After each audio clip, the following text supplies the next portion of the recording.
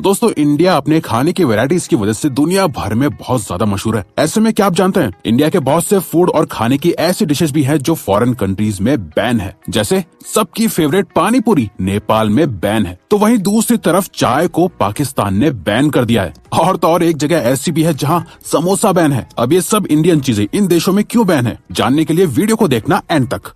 Number 7, पानी पूरी गोलगप्पे। पानी पूरी, गोलगप्पे या फिर पुचके कह लीजिए, इस दुनिया में शायद ही ऐसा कोई होगा जिसको पानी पूरी पसंद ना हो। लेकिन क्या आपको पता है एक ऐसा देश भी है जहां पानी पूरी पूरी तरह से बैन है। जी हाँ दोस्तों, नेपाल में पानी पूरी बेचना बैन है। क्या आप जानते हैं ऐसा क्यों किया गया है? चलिए हम आपको बताते हैं। असल में दोस्तों नेपाल में पानी पूरी के अंदर कोलेरा बैक्टीरिया पाया गया था, जिसकी वजह से 12 लोग बीमार हो गए थे। वैसे पानी पूरी बैन सिर्फ 12 लोगों की वजह से बैन नहीं किया गया है। असल में नेपाल में कोलेरा एपिडेमिक आज से नहीं बल्कि 1823 से चलता आ रहा है, जो कुछ सालों के अंतराल पर बहुत ज्यादा बढ़ता जाता है। जैसे 1823 के बाद 1831 में इसकी दूसरी लहर आई, फिर 1853, 1856, 1862 और 1887। आपको जानकर हैरानी होगी कि 2009 में इस कोलेरा एपिडेमिक से नेपाल में 30,000 से भी ज्यादा लोग ग्रस्त हो गए थे और लगभग 500 लोगों की मौत भी हो गई थी। इसी आंकड़े को देखते हुए नेपाल की सरकार ने किसी भी तरह की अनसर्टेनिटी को रोकने के लिए गोलगप्पे बैन कर दिए हैं। लेकिन आपको बता दें, इस तरह का कोई भी केस इंडिया या बाकी किसी जगह नहीं देखा गया है।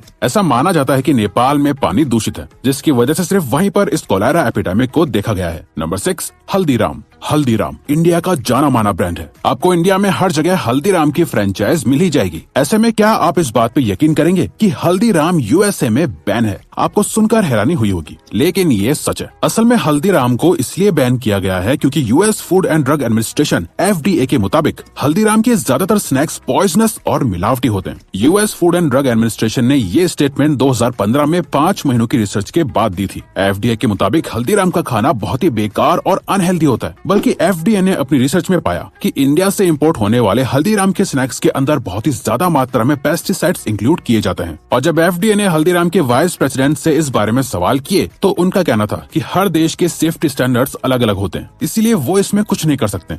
2015 से आज तक अमेरिका में हल्दीराम के स्नैक्स बैंड है। खैर ये तो बात थी अमेरिका की, लेकिन इंडिया में तो आज भी हल्दीराम के फूड और स्नैक्स को लोग मजे से खाते हैं। Number 6, cannabis. भांग। इंडिया में भांग का रिश्ता त्योहारों, लोगों की खुशियों और हर तरह के फंक्शन से जुड़ा हुआ है। पर जो भी हो, आखिर में भांग होती तो एक तरह का नशा ही है। इसलिए क्या आप जानते हैं भांग एक नहीं बल्कि बहुत सी कंट्रीज में बैन है, जिसमें Pakistan, Brazil, Australia, China, France, Japan, Nepal, Russia और यूएसए भी शामिल है। अब आप सोच रहे होंगे कि इतनी सारी कंट्रीज में बैन होने के बावजूद भी इंडिया में इसे बैन क्यों नहीं किया गया है? असल में दोस्तों इसकी 2 वजह है। पहली, इंडिया में भांग का रिश्ता कहीं न कहीं रिलीजन से जुड़ा हुआ है, इसीलिए लोग इसे अक्सर प्रसाद मानकर पी लेते हैं। दूसरी, narcotic drugs and psychotropic substances act यानी NDPS एक्ट 1985 के मुताबिक कैनबिस यानी भांग के फूल और पत्ते को खाना या पीना इलीगल है और इंडिया में पी जाने वाली भांग में कैनबिस के फूल या पत्तों का इस्तेमाल नहीं किया जाता है। वहीं दूसरी कंट्रीज में भांग को इसके दुष्प्रभावों की वजह से बैन किया गया है। असल में भांग के कंजम्पशन से brain damage, lung infection, ESMA और मेंटल हेल्थ तक बिगड़ने लगती है। इसके अलावा कुछ कंट्रीज में नशीली चीजों को रिलीजियसली गलत माना जाता है, जैसे पाकिस्तान और इजराइल, और इन्हीं सब रीजंस की वजह से भांग फॉरेन में बैन है। नंबर 4, समोसा। कोई पार्टी हो या सुबह शाम की चाय, उसके साथ समोसा तो कॉम्प्लीमेंट्री होता है। पर क्या आप जानते हैं ये टेस्टी समोसा एक देश में बैन और इलीगल है? जी हाँ, ये बिल्कुल सच है। दोस्तों सोमालिया देश में समोसा खाना और बेचना दोनों ही इलीगल और बैन है, और समोसे को बैन करने की वजह को जानकर आपके होश उड़ जाएंगे। असल में दोस्तों सोमालिया की मेजॉरिटी ऑफ कम्युनिटी को लगता है कि समोसा वेस्टर्न कल्चर को बढ़ावा देता है। इसके अलावा सोमालिया के लोगों का ये भी मानना है कि समोसे की शेप असल में वेस्ट के रिलीजन को रिप्रेजेंट करती है, फॉर एग्जाम्पल इल्यूमिनाती की तरह, जिससे उनकी कंट्री के रिलीजन का अपमान होता है। इसलिए सोमालिया देश में समोसा बेचना और खाना दोनों ही बैन है, और अगर कोई समोसा बेचते या खाते हुए पकड़ा जाता है तो उसे भारी फाइन देना पड़ता है और जेल की सजा भी हो सकती है। Number 5, raw almonds. कच्चा बादाम। बादाम मेमोरी को स्ट्रॉन्ग बनाने के लिए बहुत हेल्पफुल माना जाता है। इंडिया के ज्यादातर घरों में बादाम तो होता ही है। अब ऐसे में क्या आप सोच सकते हैं कि ये ड्राई फ्रूट किसी देश में बैन भी हो सकता है? आपको जानकर हैरानी होगी कि अमेरिका में कच्चा बादाम बैन है, और ये बैन हाल ही में नहीं लगाया गया है, बल्कि ये बैन 1 सितंबर 2007 से लगा हुआ है। असल में United states department of agriculture USDA द्वारा 2004 में की गई एक रिसर्च से पता चला कि कच्चे बादाम के अंदर सैल्मोनेला बैक्टीरिया होता है, जिससे बुखार, डायरिया, गैस्ट्रोएंटेरिटिस, सेप्सिस और इंटेस्टाइन में इन्फेक्शन जैसी बीमारियां हो सकती हैं। जब इस बारे में बादाम की खेती करने वाले फार्मर्स को पता चला तो उन्हें लगा कि कहीं ये बात सुनकर लोग बादाम खाना ही ना छोड़ दें। इसलिए बादाम के फार्मर्स ने ये खबर लोगों में फैलने से पहले ही सरकार से कच्चे बादाम को बैन करने की अपील करी और सिर्फ रोस्टेड बादाम की सेल को रेगुलेट करवाने की रिक्वेस्ट करी। अब आप सोच रहे होंगे कि कच्चे और रोस्टेड बादाम में क्या ही फर्क है, दोनों आखिर बादाम ही तो होते हैं। असल में दोस्तों, जब किसी चीज को बहुत ज्यादा हीट किया जाता है तो उसके अंदर के बैक्टीरिया मर जाते हैं। जैसे लोग पानी को प्योर करने के लिए उसे उबाल कर पीते हैं, लेकिन कच्चे बादाम बैन करने से और रोस्टेड बादाम को रेगुलेट करने से और भी ज्यादा परेशानी बढ़ गई है। क्योंकि दोस्तों, बादाम को रोस्ट करने के लिए जिस गैस का इस्तेमाल किया जाता है उसका नाम प्रोपिलीन ऑक्साइड गैस है, जो एक बहुत जहरीली गैस मानी जाती है। प्रोपिलीन ऑक्साइड गैस को कनाडा और यूरोपियन यूनियन में बैन किया गया है। अब आप समझ गए होंगे कि हीटेड आलमंड से भी लोगों की सेहत पर बुरा असर पड़ रहा है। नंबर 3, टी यानी चाय।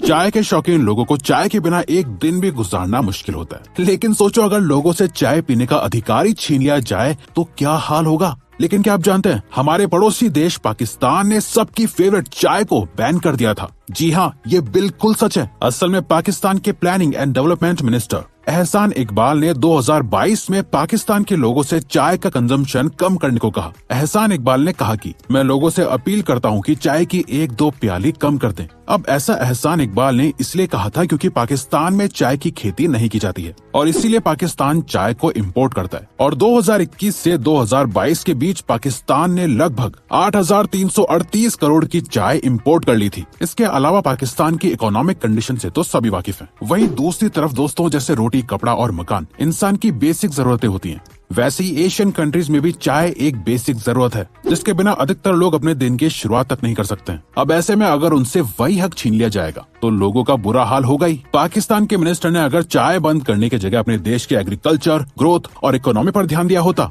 तो आज उन्हें चाय बैन नहीं करनी पड़ती। वैसे क्या आपको भी हमारी तरह चाय पीना पसंद है? कमेंट करके बताओ। नंबर 1, मस्टर्ड ऑयल, सरसों का तेल। दोस्तों, सरसों के तेल के बिना किसी भी खाने को बनाना नामुमकिन है और तो और इसके बिना शायद ही कोई खाना पकाया जा सकता है। इसके अलावा सरसों के तेल को ऑलराउंडर कहना गलत नहीं होगा क्योंकि ये खाना बनाने से लेकर बॉडी की मसाज, बालों की चंपी, कान का दर्द, सर दर्द और स्किन की हेल्थ को भी ठीक कर देता है। लेकिन क्या आप जानते हैं, इतने सारे फायदे होने के बावजूद भी सरसों का तेल यूरोपियन यूनियन, कनाडा और यूएसए में बैन है। जी हाँ, ये सच है। इन तीनों जगहों पर सरसों का तेल सिर्फ एक्सटर्नल इस्तेमाल के लिए ही बेचा जाता है, मतलब इसे वहाँ पर कंज्यूम यानी खाया नहीं जाता है। दरअसल दोस्तों, सरसों के तेल में लगभग 47% यूरिक एसिड पाया जाता है जो असल में हेल्थ के लिए अच्छा नहीं होता है। यूरिक एसिड से diarrhoea, cancer, anaemia, coma, heart stroke और रेस्पिरेटरी प्रॉब्लम्स होती हैं, जिससे अल्टीमेटली डेथ तक हो जाती है। अब आप सोच रहे होंगे कि सरसों के तेल के फायदे और नुकसान दोनों ही हैं, तो इसे इस्तेमाल करना चाहिए या नहीं?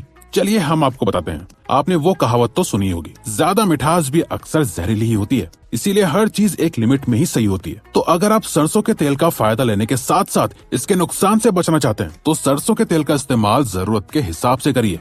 तो दोस्तों, अब अगर आपको ये वीडियो अच्छी लगी और आप आगे भी ऐसी ही अमेजिंग वीडियोस देखना चाहते हैं तो प्लीज हमारे चैनल को सब्सक्राइब करके ऑल नोटिफिकेशन बेल को ऑन कर दो ताकि हमारी फ्यूचर वीडियोस का नोटिफिकेशन सबसे पहले आपके पास आए। So till then, keep learning, keep growing.